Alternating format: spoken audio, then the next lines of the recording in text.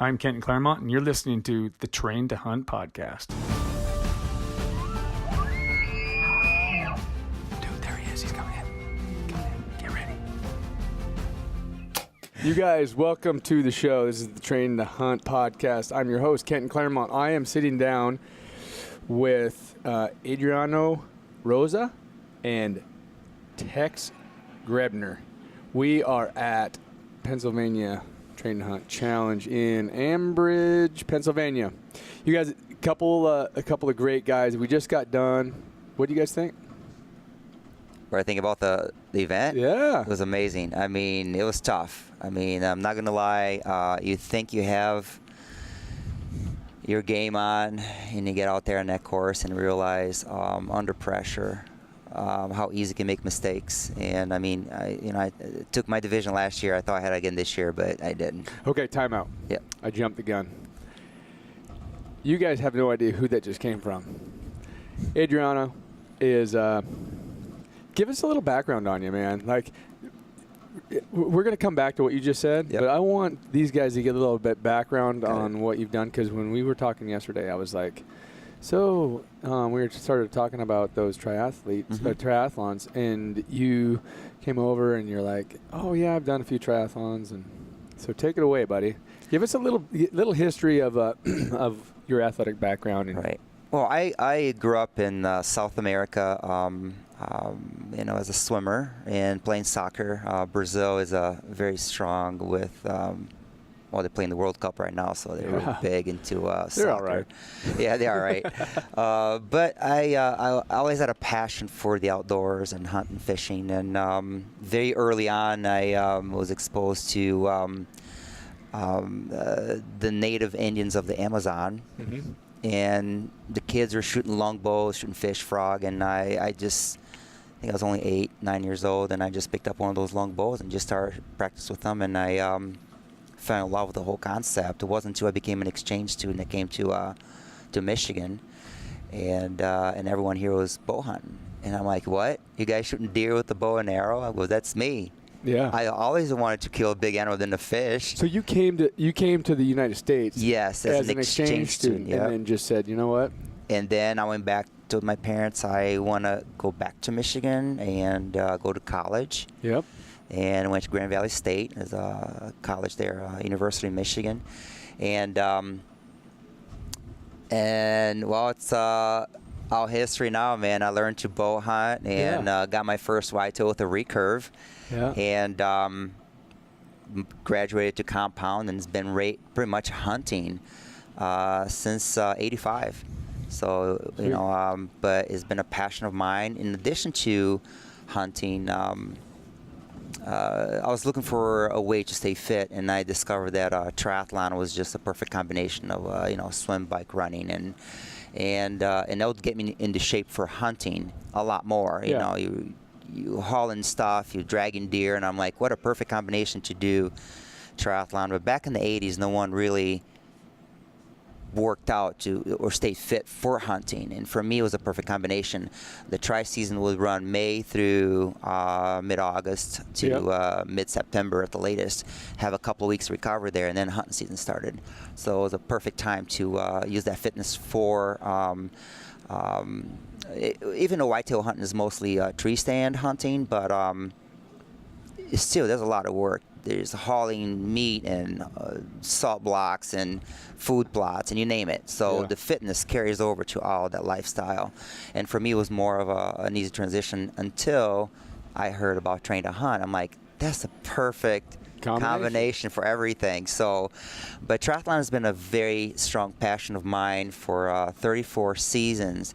And which done a lot of racing over the years, and I just got burned out. There's a lot of hours of swim, bike, running. How many triathlons?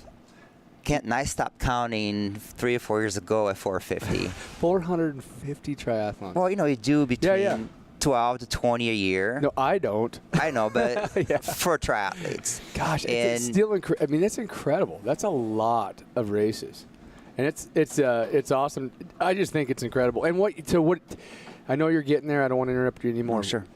get to what you're doing now with the kids and taking that? You got to get to that. Once you accomplish everything you can as an amateur athlete or an elite amateur athlete in the triathlon sport, you qualify for several world championships, you do a Hawaiian Ironman, and you're like, okay, now what?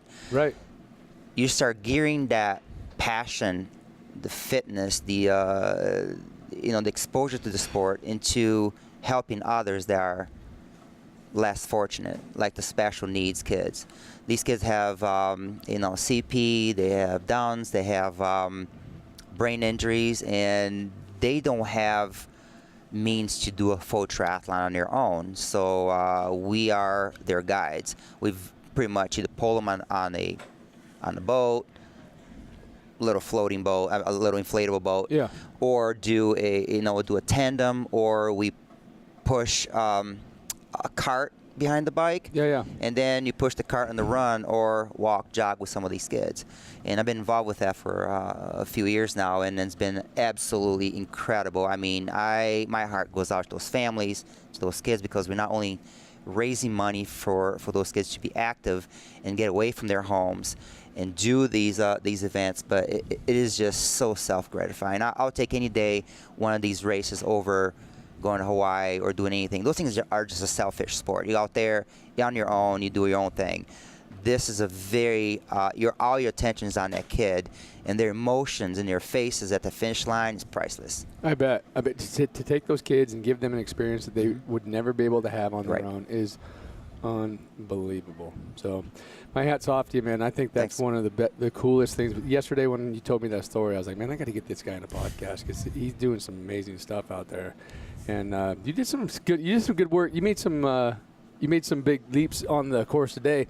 Of course, you had seriously the worst possible luck in the first 30 seconds. Oh, it was the first jump on that box. First jump, you fall over, bust your Yeah, I hit my elbow, my ankle, and you push through. I mean, there's been times out there that I'm hunting out west and I'm on my own, solo hunting, and I slice my hand open.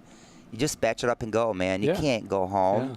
We're there for a test, right? The same thing. Train to hunt makes hunters tougher, more confident, and test all your skills, including your mental skill. I mean, you need that. Yeah. So, what do you think, Tex? You guys, Tex is this is the longest I've ever sat across from Tex, and he didn't say a word. I'm like, man, this is unreal. Tex can sit, have a conversation, and not be talking every second of it. I do have the capacity to be polite. You guys, all you guys out there who follow Tex on YouTube, it's just a character. He's a really very unique. I can tell you that, man. He's a unique character. A very genuine guy, very polite, very it's all a facade. Sorry to ruin it for everybody, but no, you know what, Tex? He hit a couple things that I wanted to touch on with you because you're one of those guys that I look at, and no matter where you show up, I know you're going to start and finish with a smile on your face, and there's nothing that's ever going to get you down. And it's very unique in this event because people want to complain, and they want to, in some respects, it catches them off guard. You don't get caught off guard, and I think it's because you got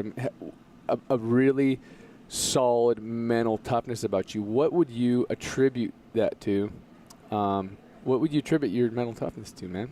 I have no idea how to answer that question, so I'm going to back up a little bit about how nothing catches me off guard. Yeah.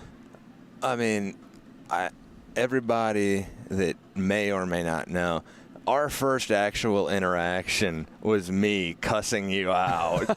I didn't even know about it.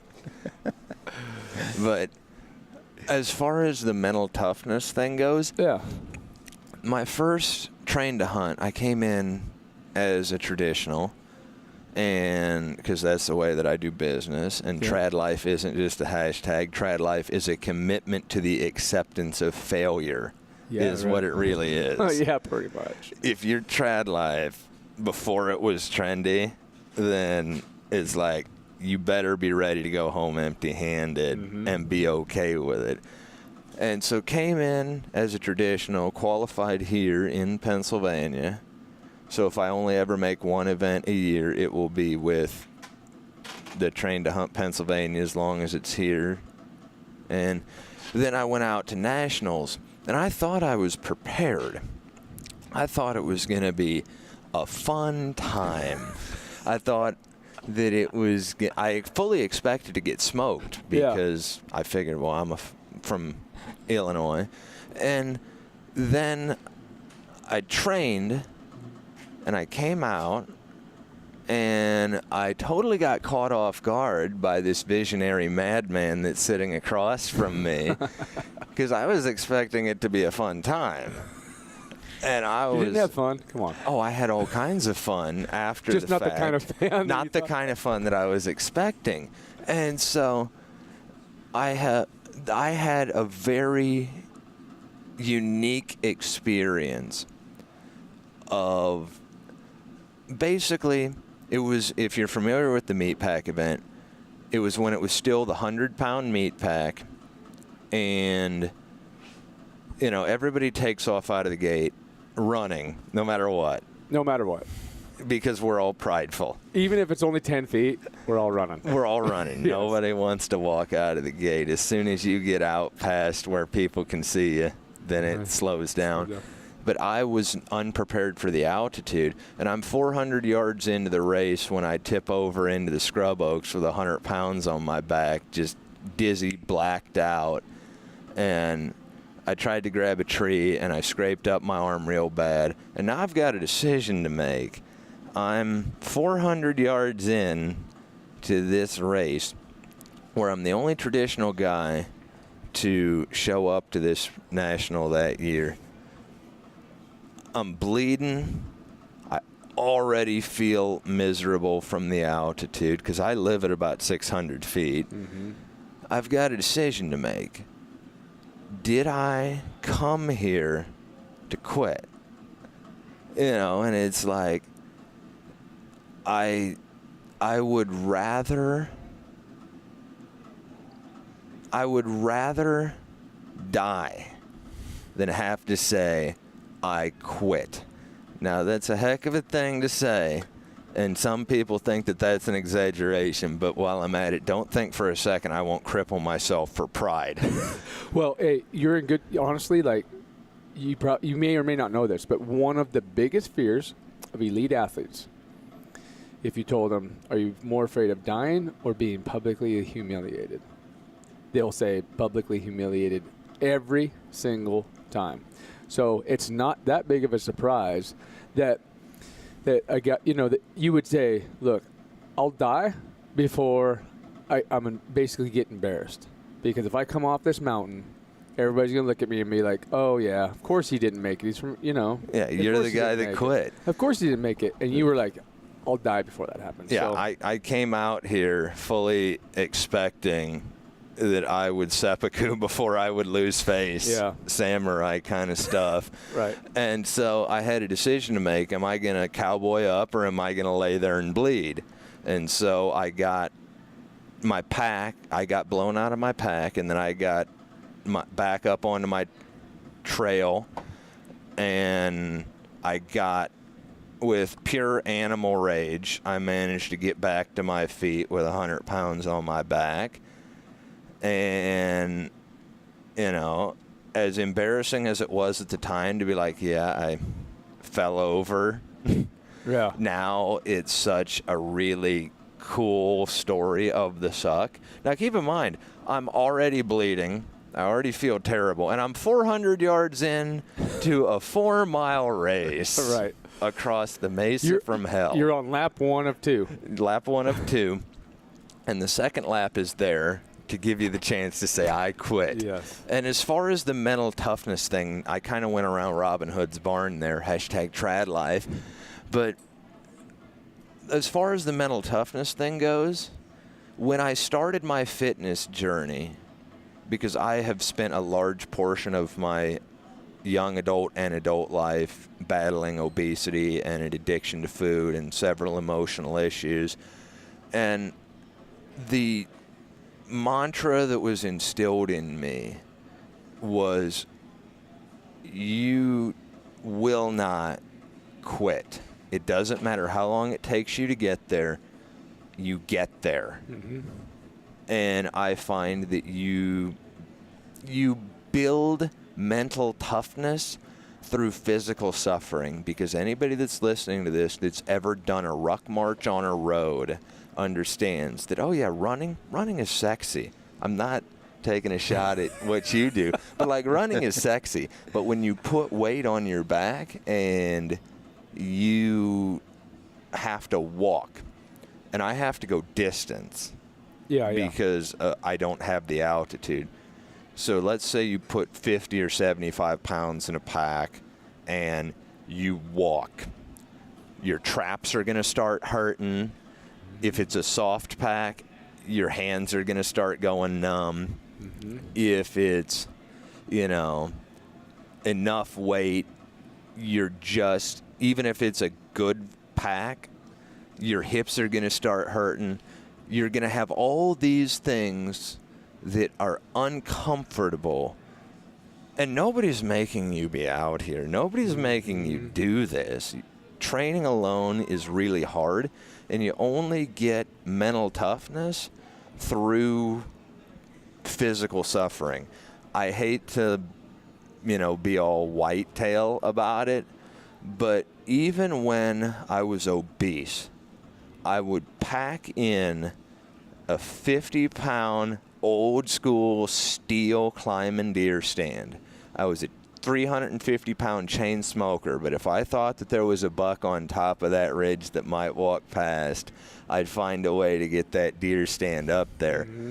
And then when I started doing train to hunt, it was like, well, I got no excuse. When I was a 350-pound chain smoker, I could get a tree stand to the top of the ridge just on willpower alone. And so and whitetail hunting, the cold is your enemy. Elk hunting in September is sexy. Yeah, it's so. Why do you think I bow hunt?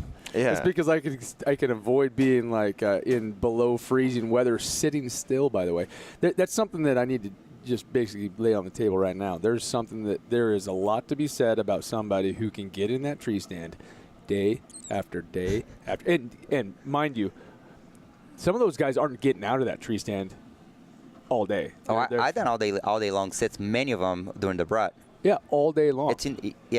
Would you rather sit all day or walk all day? I prefer to walk all day. Yeah, all day But long. Michigan, we don't have that option. We have to sit because we have nowhere to go. We have 40 acres. Yep. That's something that I think some people in the West, all my friends, all the people that I hang out with, they get it. But there's some people out there that think, oh, these guys out in the Midwest and the East Coast, like, they don't really know how to hunt hard. They're kind of soft out here. Why don't they get out of there, stop hunting from the road? Hey, there's not a choice. 8% of Illinois. 4% of Illinois is public land. Michigan's got to be probably pretty close to that same. Pretty close. You guys, if you got out of your tree stands and walked around all day, you'd spook everything out. And a tree stand hunter would probably shoot you. He'd be probably like, our you're neighbors walking go right through my land, and you'd scare all the deer off the place that you have permission to hunt. Right. And I can tell you, for me, one of the toughest days I've ever had was an all-day sit. Like, I would rather walk all day than sit all day. And I sat in this. I found one buck. I wanted to sit on him and kill him. And I said, I don't care what it takes. I'm going to sit here all day long. And physically, it wasn't tough, but the mental side of having to sit on alert all day long, and that's something I wanted to bring up. Fitness isn't just for people who walk around all day. It's for people who has to be on alert all day. If you are way overweight, you have, you're borderline diabetic because, you eat poorly, you don't train, maybe you're a chain smoker. When you sit down in that tree stand, you might be able to sit for a few hours, and then you're going to start feeling this, like, you start feeling tired, and you're like, man, I got to, take a nap or something. In order to sit on alert all day, you have to have a certain amount of physical fitness. Absolutely. What do you think, Adrian? Well, it's when I'm used to swimming, biking, and running, a lot of endless miles. It's sometimes become mindless. You just put on cruise control and you just go. It's just a long cardio. Yeah. You know, it could be 100 miles on the bike, it could be a 20-mile run, and you just is right foot, left foot. So deer hunting is, like you said, a different kind of mental toughness for us in Michigan, because the deer might come out at 1, 2, sometimes noon, and you might miss that shot when people are going back to their truck or to get a nap. So we sit all day, and the mental toughness is by far the hardest thing to do when you hunt that long in the tree stand. It's not comfortable. It's not a recliner. You don't have TV or entertainment. No, you can't be distracted reading a book or checking your phone. I mean, that's a recipe for disaster. But the mental toughness helps us overcome some of these challenges like trying to hunt, because obviously it's all tied in. I mean, like today, you know, I wiped out on that box and dropped my arrow and had the burpees, and I'm like, well, it's just going to be a longer day, but, you know, I can make this happen. So it's the same thing. You just cannot give up. Let's tear into this, guys. This is the first. I've always wanted to cover this topic, and I think this is a good time because we're right there. Where does mental toughness come from? Where does it come from? Tex, you kind of said, hey, it's suffering, right? Like suffering. It's basically putting yourself in position to make the decision whether I want to quit because I don't want to suffer anymore, or I want to keep going because, damn it, I'm gonna make this happen. I have a theory of you have to get beyond your fit to get grit. That's my theory. And I think there's a lot of different avenues we could go down, but I'd love to hear your take on it, because there's a ton of mental games that need to be played when you're suffering. And I'm sure you've been there plenty of times over the years. Well, for me, Kenton, is more the accumulation of failures trying to accomplish a task. And it's a little bit of perfectionism that we all have in us, but you have to fail and fall on your face a lot of times to get up and keep going. And Tex couldn't have said it better. You have to push your physical limits beyond your comfort zone and find out how far it can go. And every time you do that, you come back stronger and stronger. It took me 4 years to try to qualify for Hawaii Ironman. And it was a series of failures to the point that you start having doubts, but then you almost self-talk like, yeah, this is my goal, man. I got to do this. And every time you fail, you learn something. You become better next time around. Absolutely. So it's not like people can say, well, people are just born mental tough. It's a learning behavior that takes years of getting out of your comfort zone over and over and over. And I think it starts with that inner dialogue. Now, I know what mine sounds like.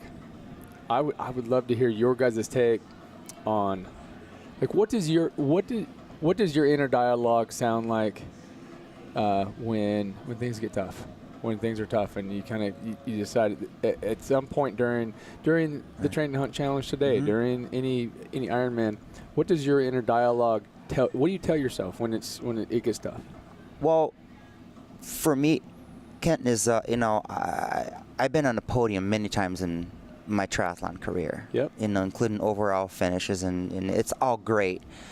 Do I remember many of them? Probably not.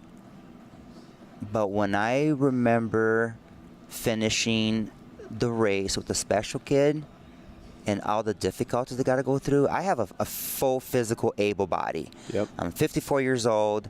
I work out 10 hours a week and shoot my bow 3-4 times a week, and it's I can do all these things because I can. You can. These less fortunate folks that can't do it, but I help them do it, and when I'm next to them, and they have those moments that no matter how hard it is, they power through it because this is for them is like an amazing accomplishment.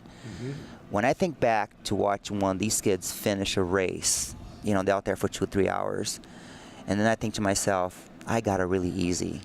If they can do it, There's no way I'm going to be out there on that course crying like a little bitch, say I wiped out the box, I missed a shot, I got to do burpees. You know what? I chose to be here.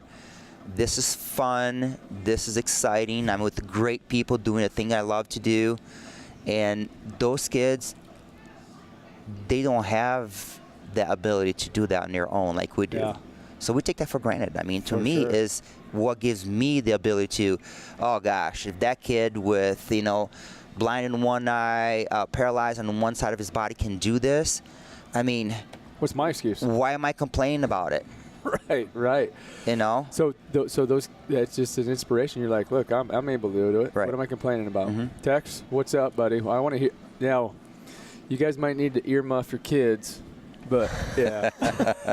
Tex, I want to know what that inner dialogue sounds like. What that inner dialogue sounds like? Well, if you've ever read, we're going to get literary here. If you've ever read The Old Man and the Sea, where the old man is hanging on to that marlin with no fishing rod, and he's hanging on to a hand line onto the marlin, and he starts talking to his hands, and he starts talking to the fish. Trust me, I've sat in a deer stand because I was too stubborn to get out, and we're talking -20 Fahrenheit.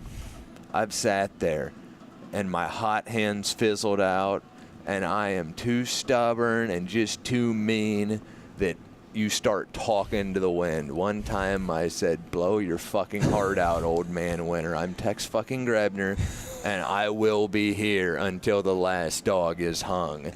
And I mean, that's just the truth of it. But I've been so cold in a deer stand that you will literally start crying sitting there in the winter. And I've been where it's literally like, well, I sure hope nothing shows up because I'm way too cold to worry about field dressing it. You just pray for that sun to come down a little bit faster because you're too cold to deal with it. But you're sitting there. And the inner dialogue is? Sounds like anger to me. What do you think? Sounds like yeah, buddy. I think we need some therapy for you. Oh, yeah. So does it get dark, though? Like, is it like that? Does it like, oh, yeah? Oh, yeah? At least for me. Yeah. Maybe I'm just a bad person. No.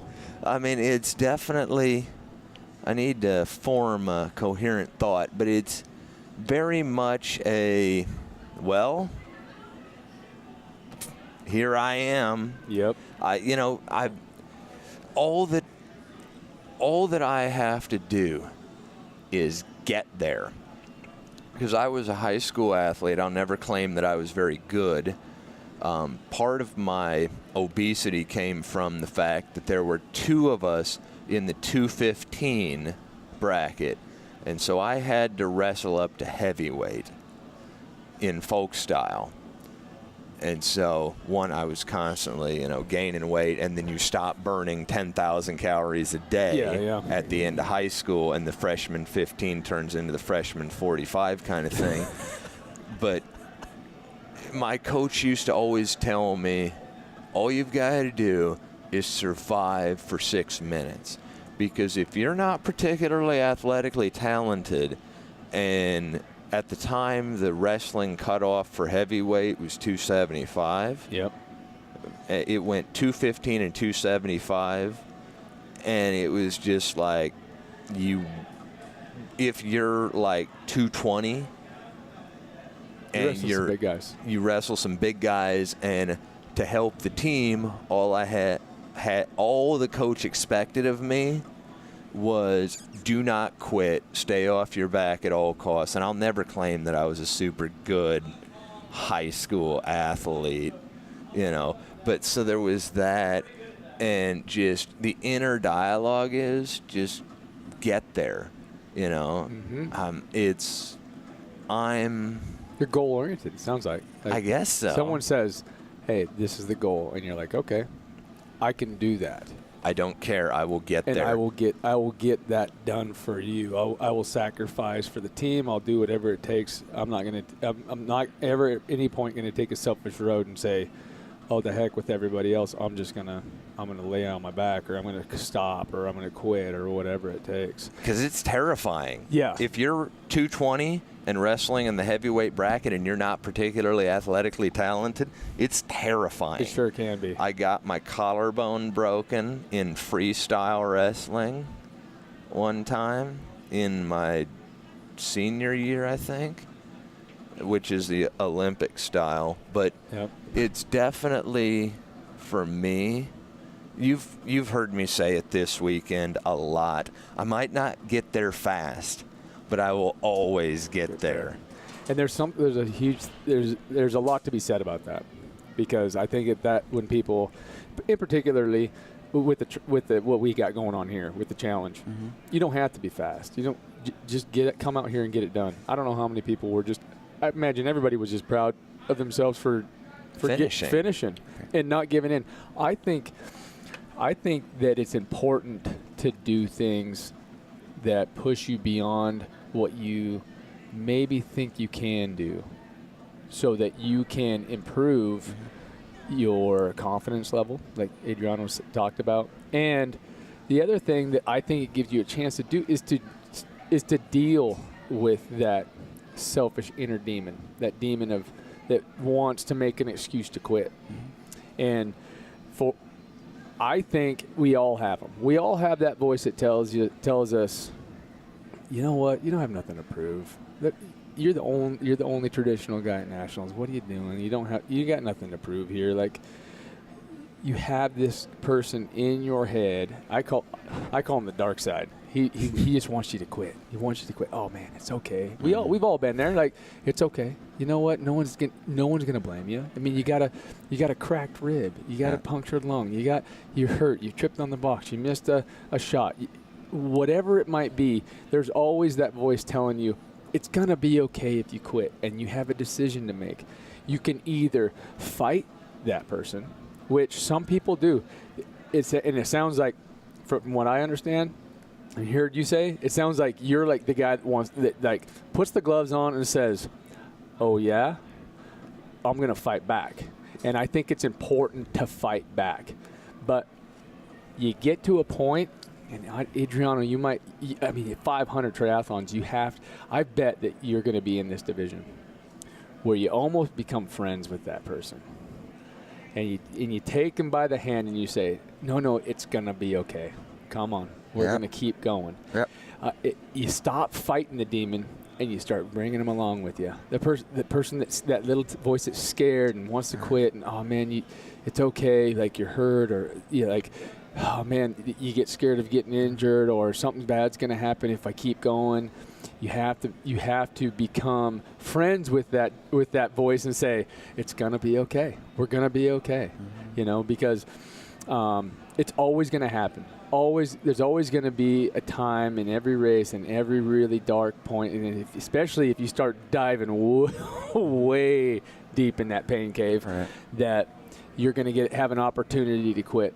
And if you can just join forces and say, this is good. You know what? You're going to be okay. You're coming with me.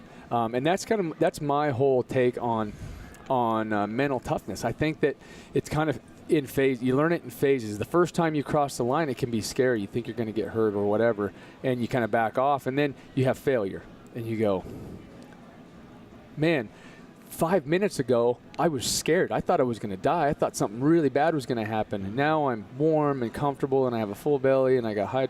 And now all I can think about is I failed. Like, I can't believe that I stopped. I can't believe I did that. Well, that's not going to happen again. So you push it, and you run into that same demon, and he says, you know what, it's okay, you're hurt or whatever. And you go, no. I've heard you before. You know what, you're coming with me. And you take them a little bit further.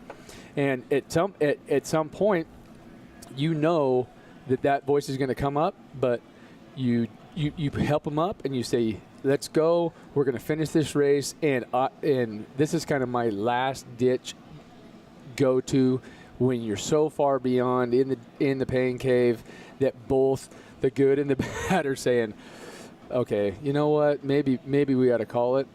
My last ditch, like mental, like self-talk, is I dare the devil to kill me. Like, I dare you to kill me. I'm either going to die or I'm going to finish. I've been there. And I bet you can't kill me. So that's kind of my whole self-talk is, oh, we're going to go. And then you get to a certain point in the struggle that you just kind of hit the switch and you go, I'm not going to die. And I dare you to try, because I'm going to keep going. And in order to stop me, you're going to have to kill me. But I mean, those are things. Maybe you shouldn't hit that too many times, but but I'm sure. I mean, honestly, we've probably all been there to the point where it's like you have every excuse to stop. That's absolutely right. And the one thing that I realized just now is this isn't actually visual. Yeah. They don't know who we're pointing to. Right. But you're absolutely right about that whole you're going to have to kill me, because first of all, something that I need to cover is I'm Tex Grebner of Tex Grebner Outdoors. My given name is Derek Grebner, but it's kind of like when you have a character, which Tex Grebner is me, but it's me up to 11 kind of deal. So it ends up being like that.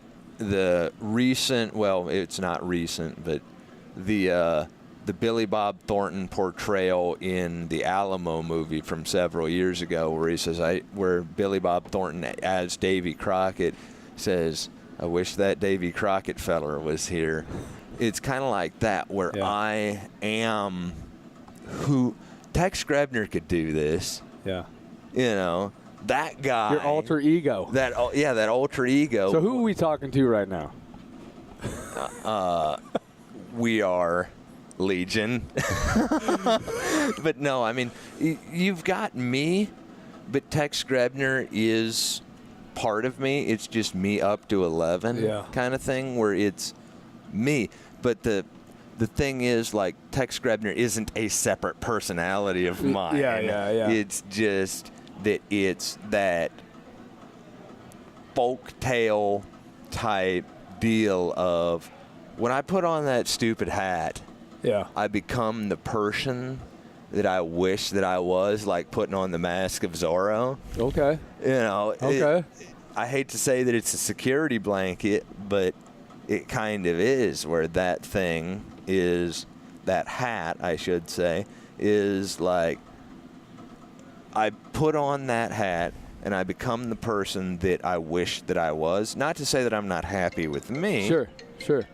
It's just that, like, Tex Grebner could do this shit, and that's part of my self-talk of reminding myself that, you know what, I'm that guy. Yeah. And I've never been military, but I do know several people that have served in the military.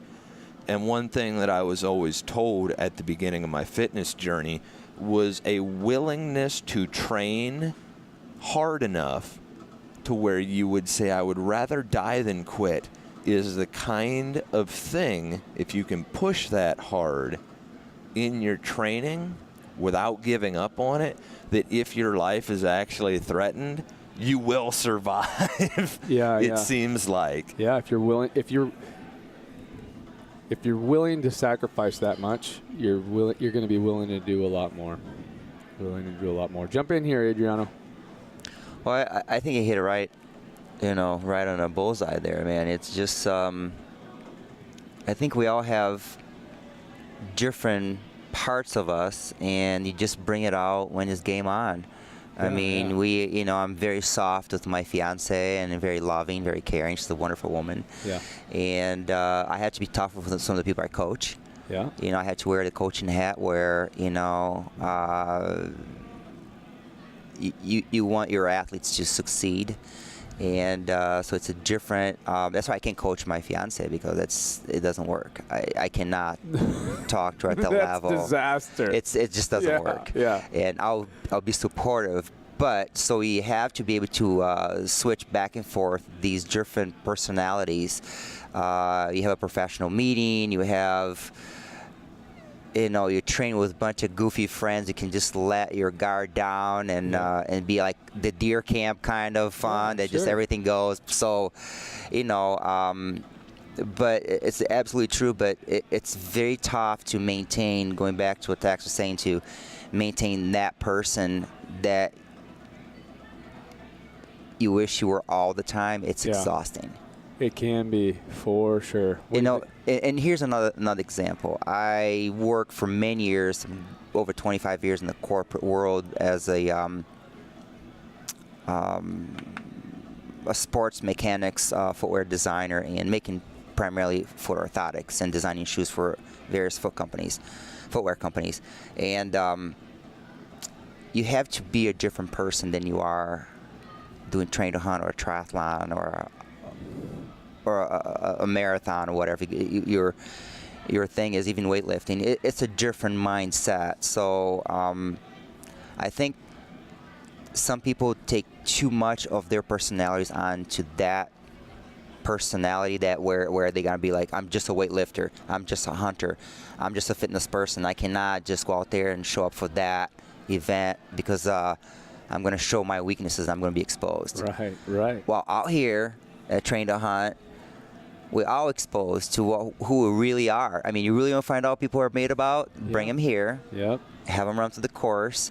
We have a bad day. You go out there. You cheer your friends on. They're doing better than you are. You shake their hands, and life goes on. And we meet some great people. Yep. And you lick your wounds and come back next time around and do better. Yep. Absolutely. So. Yeah, I couldn't have said it better myself. I think it is something that I believe, and I said it at the beginning of every challenge. Mm-hmm. Congratulations for being here. Oh, absolutely. Because you are the selected few in this area that are willing to put down their egos and stop identifying as whatever you identify, the athlete, the weightlifter, the fitness guy in your group or whatever, and come out and just, you know what, I'm going to come out and I'm going to see what I got and let it hang out, and at the end, let God judge me, like whatever. You got it. And you find out really quickly that not that no one cares, but everybody's rooting for you. That might be the best way to put it. Everybody's rooting for you. Even the guys in your heat, you kick their butt, they're going to be the first to shake your hand and help you out with your pack. It's like, it's one of those things that I agree that if you get too caught up in your identity in with what you're physically capable of doing, you're going to miss out on some things. Kent, I have to say one thing that I think it's very important to point out. You started something really special. I mean, that's a vision that, a lot of us do the fitness and the hunting, but we never thought of this event as being possible. Yeah. Because if you think about the Bubba Hunter mentality, the deer camp, shoot cans, and getting drunk. Right. Yeah. We are the future of hunting, and we're going to bring up kids believing that hunting, it's not shooting guns out of your car or poaching or being a jackass. It's about a responsibility to your body, your community, to encourage others to become part of the sport. Yep. You don't have to be the best hunter, get the biggest deer. You don't have to be the fittest guy, big muscle, no neck, just all muscle. Yeah. Everyone, all ages, body sizes, body type, personality types, we all come out here and we all won. Yep. From all walks of life. I'm from Brazil. These guys from all these different states, there's all ages, kids to old, and we have a blast. And I think it shows that hunters are much more in tune with the environment, with fitness, with health, with nutrition. You can't just eat a hot dog and go out there and bust it out, man. You have to watch what you do. So you are, I guess we all need to thank you for bringing us together and create a community of hunter athletes and give us a place that we fit in. Yeah. I mean, we're a bunch of oddballs, but we fit in here perfect. Absolutely. I mean, Absolutely. Absolutely. As he's pointing at me. Well, come on, Tex. You felt like an oddball. I sure did. I'm really good at a few things. I'm really good at making people mad. I'm really good at breaking shit, and I'm really good at swearing. But I'm also really good at making it weird. And to pick up on what you were saying, like, you don't have to be fit to be a hunter, but you'll never regret your fitness. And one thing that I feel that we need to be careful of is not falling into the shaming of our fellow hunters, because if you're overweight, as I have been, it is better to try and inspire people. And wherever you are right now in your fitness journey, even if you haven't started it, well, that's your starting point. You know, it might not be the greatest point, but it's possible with due diligence to turn around where you are if you're not happy with it. And so I'm not disagreeing with you on that we are changing the face of the hunting landscape. But, I mean, let's put it this way. Fred Bear hunted mountain sheep and chain smoked a pipe, but that's Fred Bear. You know, you don't have to be in shape to be a hunter, but you're going to hate life a whole lot less and enjoy yourself a whole lot more because you were busy hating life, training, and maintaining a healthy lifestyle. I'm going to jump in here real quick because I got two other reasons. Great point. Great point. Two of the main reasons that I believe people that even, let's say they're not really buying into it, and man, I've been hunting this place. I've killed tons of animals throughout my life, and I don't train. I don't work out. You'll never regret your fitness, and there's two big reasons. One, if you love to hunt, and you have these great places you can go and you hunt and you're successful, don't you want to do that until you're 80? I got news for you. If you're not watching what you eat and just meaning some level of fitness, you're not going to be doing that when you're 80. And the number one reason is if you have a hunting partner and that hunting partner has something happen, a fall, a heart attack, or whatever, and you need to get that hunting partner from point A to point B, and his life depends on it. Do you want to be able to have the confidence and the fitness level and the strength and the power and everything to be able to get your buddy? Because I got news for you guys out there. If you're hunting with somebody and you think, oh heck, adrenaline would take over and I'd just make it happen, I would do whatever it took to get him out. That's true, but at some point your body's going to quit on you unless you have a certain amount of fitness level to you. And God forbid anything ever happened to my brother or my dad or anybody I'm hunting with, but I do feel a very large responsibility to my family to make it back, and to anybody I'm hunting with to get them back safely.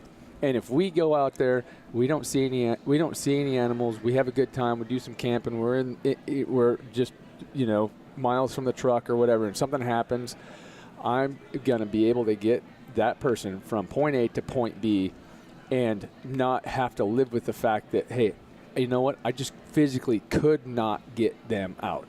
It's not going to happen. And you know why? Because I think about it and I care about it. And when I'm training, I'm thinking about it. Like, I got to get them out. When I do I did a 12-day backcountry hunt with my brother in Alaska. It was a drop hunt. I don't know if many of you have had the opportunity to do that.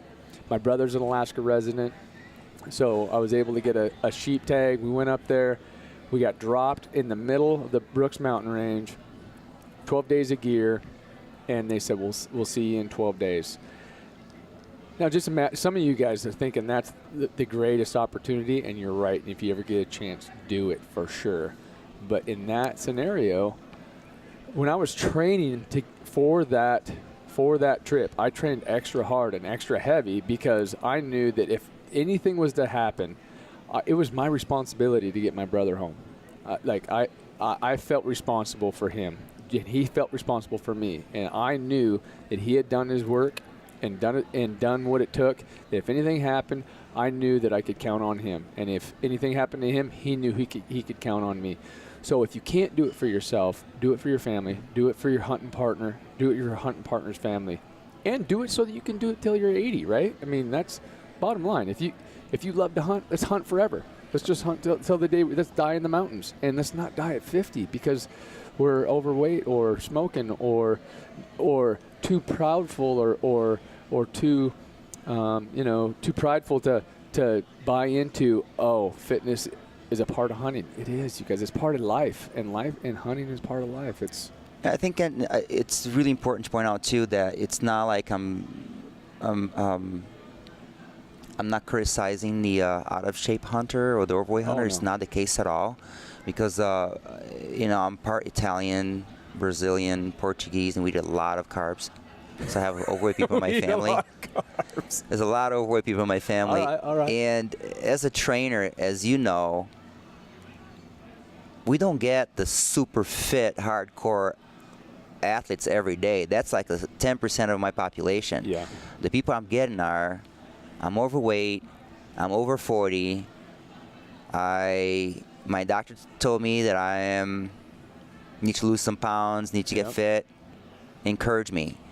And that's my average client. Yep. And I guess I just need to say that you don't need to be fit to be a hunter if you have a certain hunting style that you just walk 100 yards, get into a tree blind or a hunting blind and shoot a deer. It's not the case at all. But you also brought up some very, very important, that it's an investment in your health. For sure. And then if you get in better shape, you start learning about nutrition. How can I eat for performance? Yep. How can I go out there and perform?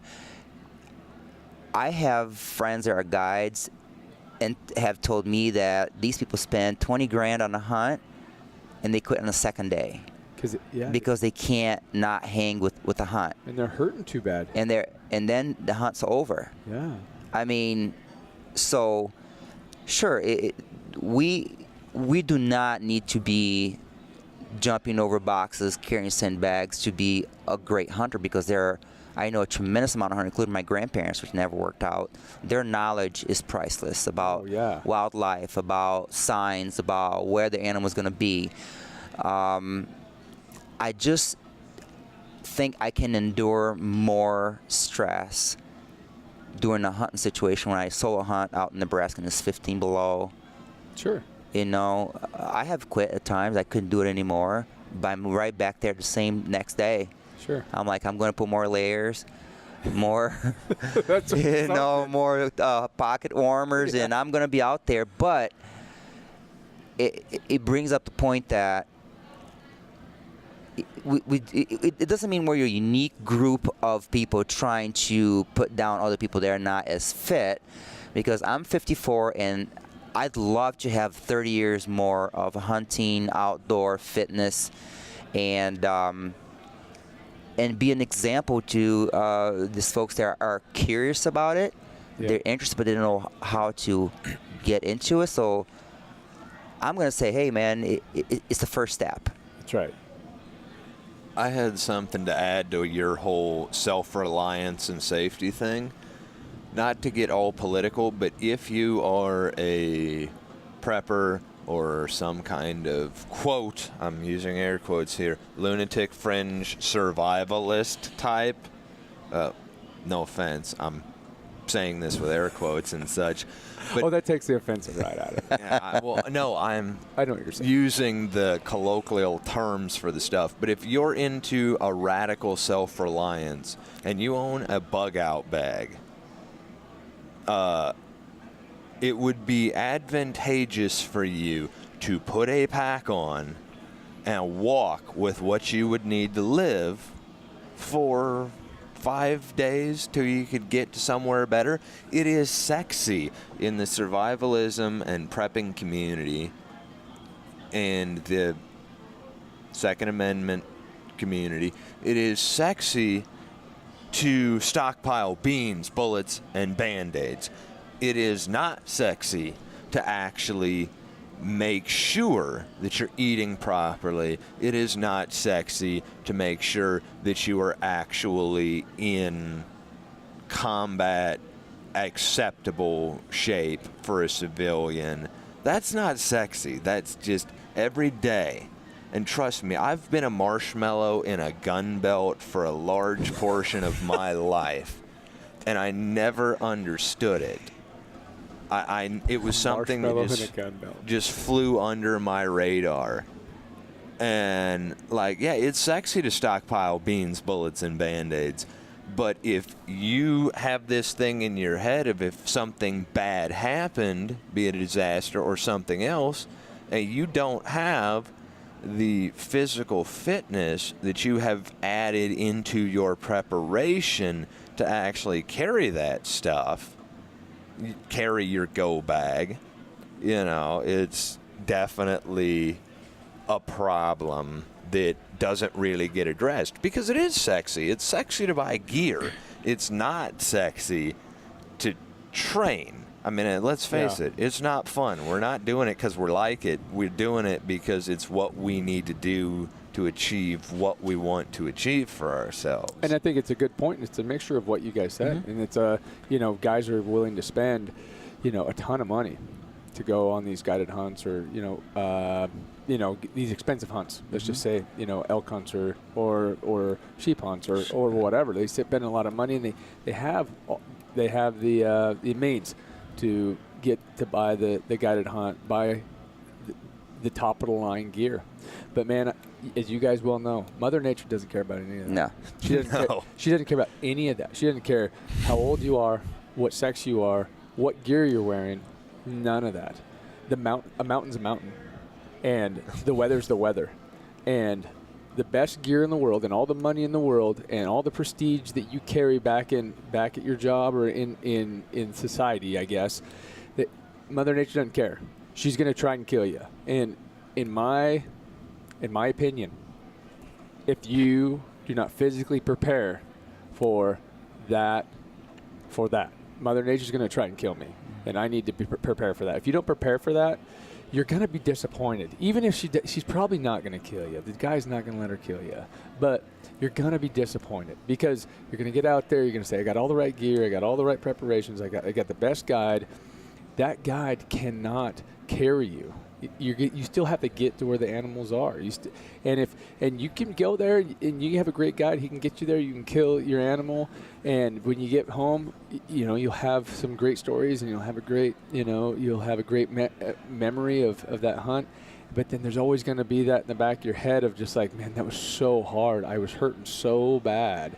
Where if you physically prepare for that, it's going to be all good. It's going to be, you're going to have nothing but good memories and talk about how, you ran up against this adversity, but you got through it, somehow. And most of it's going to be your physical preparation and your mental toughness. And I agree with what you said, Tex, earlier, is that physical preparation really breeds mental toughness. It really does. It's a real easy avenue to gain mental toughness. You could probably get it other ways, sitting in a cold bath or sitting in a like a sauna and just being mentally tough that way and fighting the pain off that way. But man, there's just nothing like pushing yourself physically past your fit to get into the grit to gain mental toughness. And I think too, again, one thing that's I think is very realistic about Train to Hunt is, I have a lot of friends that talk to me about the buck fever. Oh yeah. I mean, this entire Train to Hunt is buck fever. The whole thing. The whole thing is buck fever. I mean, from start to finish. I mean, that's what we train for. Yeah. So, yeah, believe it or not, it makes you. I mean, your heart's pumping. You're under pressure. You're being timed. Yeah. There's people watching you. Yeah. You're under the gun, and you have to make quick decisions. There are shots that you are required to do. All the different positions, and I encourage every hunter out there. It doesn't matter if you train for a couple of weeks or 6 months to just try to get through one of these and see what's like to just improve your game. You come out just such a better hunter with a lot of friends, because buck fever to me, I mean, I had such bad buck fever. I missed some incredible bucks out west because of buck fever. Yeah. You hunt in Michigan, you use these little racks, and you go out west, and they're 4 times as big. Yeah. You draw back, your heart's pounding on your chest. I swear the deer can hear your heart beating. And you try to settle down your breath to fire that shot, and it's not happening. Yeah. It's the same exact recreation of that moment on almost every shot during the challenge course, because you are under pressure and you're exhausted. And everyone from, I mean, I saw guys that really, really good shots miss an entire target. I was one of them. Yeah. Yeah. And I totally missed it. Yeah. And in my backyard, I'm the hero, man. I'm the world's toughest shot. I can score bullseye every shot, but you come out here, no, it's out the door. All that toughness is gone, because now it's real. Yeah.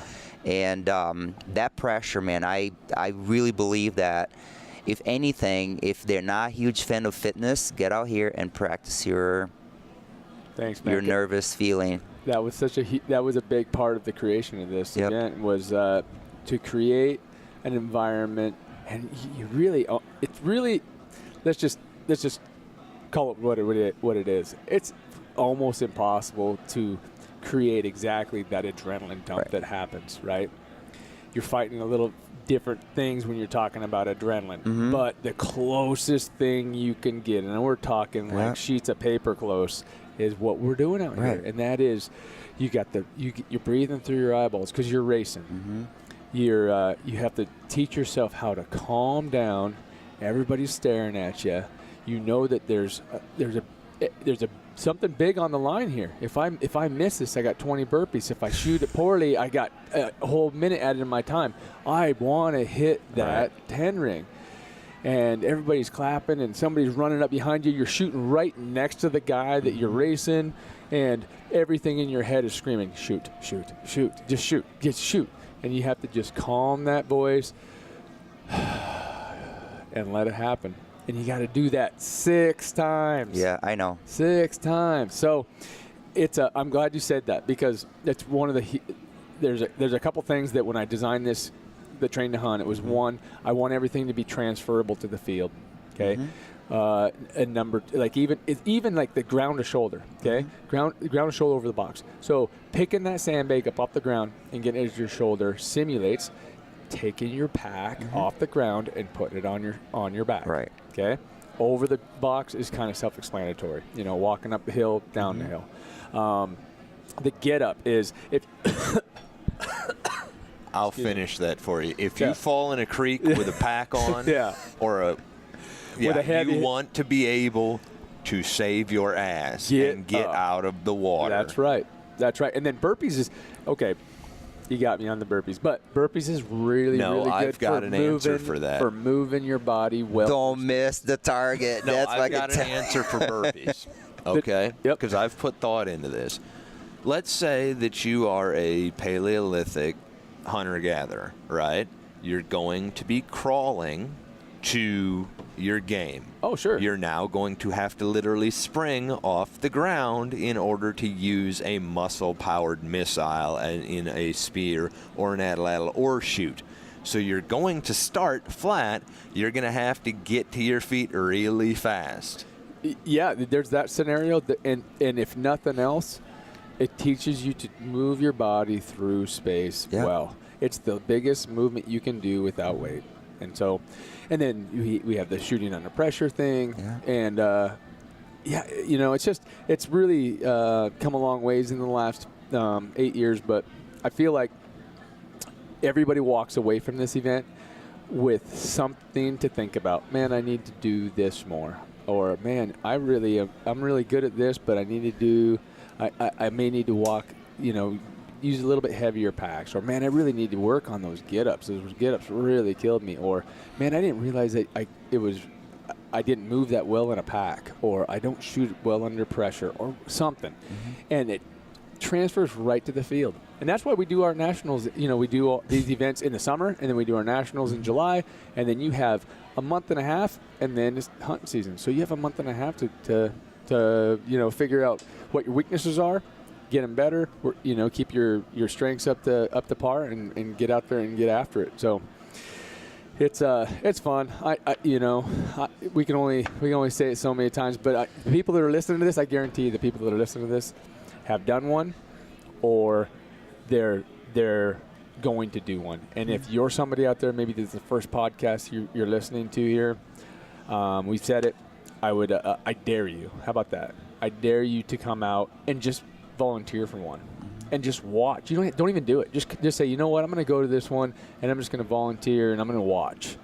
I dare you to come out and watch one, and then not want to do it the next year, because it's that impactful. It really is. I think the learning curve, Kenton, for this is there's so much room for improvement. Just when you think you have it figured out, and you don't. I mean, a smallest mistake can cost you, and it snowballs. Yep. You know, so and I came in feeling pretty confident because I did my first one last year, and I did pretty well. I came in first in my division. I had one of the fastest running time on the course, and I'm like, I got this. I'm shooting well. I'm better this year. I did the mountains. I went to Colorado, hiked for 7 days, covered anything between 10 and 14,000 feet, including a brutal mountain that was full of snow. I'm like, I got this. Yeah. And you don't. Yeah. That's you the had thing. to deal with the adversity. You do, and the thing is, you just have to get up, brush it off, and shake your head like, this is gonna be tough, and you just do it, and that's the beauty of it, And that's what you do in the mountains, right? Yep, you do. You run into some adversity. I always say, planning a hunt is just like getting in a fight. Everybody's got a plan to get hit in the mouth. And at some point, if you have a 3 to 5 day hunt, you're going to get hit in the mouth, and you have to decide what you're going to do about it. So, I love that there's a lot of transferability. It's always going to be that way, and I would invite anybody who's listening right now to come out and join us, because it's worth a look. I've taken up a ton of your guys' time, but I'm not letting either one of you guys go before I ask a couple questions. So we'll start with you, Tex. Okay. If you had the world stage for 60 seconds, you don't have to fill those whole 60 seconds, but everybody was gonna listen to what you had to say. You had the world stage. What would you tell people? What would you tell the world? I would tell the world to be good to one another, because you get more enjoyment out of helping other people, and you get more validation out of that than out of trying to tear people down. So just be good to one another if you possibly can. And we need more of that. Life gets easier when you stop being an asshole. So there it is.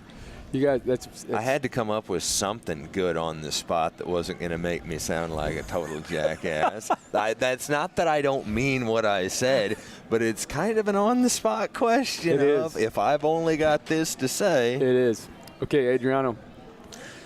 Same question. Tough question, but there are so many areas we could go into, but I think to me, Kenton, is more of we create too many tribes, too many flags, too many pissing contests for territory. Everyone's an alpha and everyone has to dominate. It is so awesome to come out here and let your guard down and be who you are in front of everyone and share with people and share your experiences. And so to me, it's just, we're creating a bunch of whiners and a bunch of weak people that fight about nothing. They don't know what difficult life is. People that are paralyzed, or they're blind, or they live in a country that's extremely poverty-stricken. we have the means to come out here, do train to hunt, and enjoy life and hunt and live a wonderful life. Be grateful. Most of the world cannot. Be grateful, and just, you know what? Pay it forward. Good. Just pay it forward, man. Just love the person you don't know and pass on the good part of you, because I know everyone has one. You know, stop dealing with the bullshit, complain about the bullshit. My bow is more expensive than yours. My arrows are better. I can shoot better. I can run faster. So what? 100 years from now, who cares? Yeah. But you have to leave a mark, right? Yep. It's our next generation. So that's all I'd say. So my next question, and I'll go to you first on this one. Yeah. We're hunters. We deal with death. We're okay with it. We understand that we're all heading in the same direction. What do you want people to say about you when it's your time?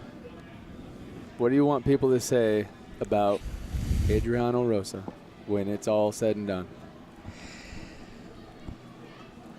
Boy, that's a tough question. That's really put me on the spot. But what do you want to be known for, man? What's your legacy? You know, if I can change one person's life towards fitness, health, and kindness, my work's done. I don't want my name written on the wall. I don't want, you know, my name to live on forever. We just have to make that one person, you know, better than what they think they can be. You know, just push them. Just. I love it, man. I love it.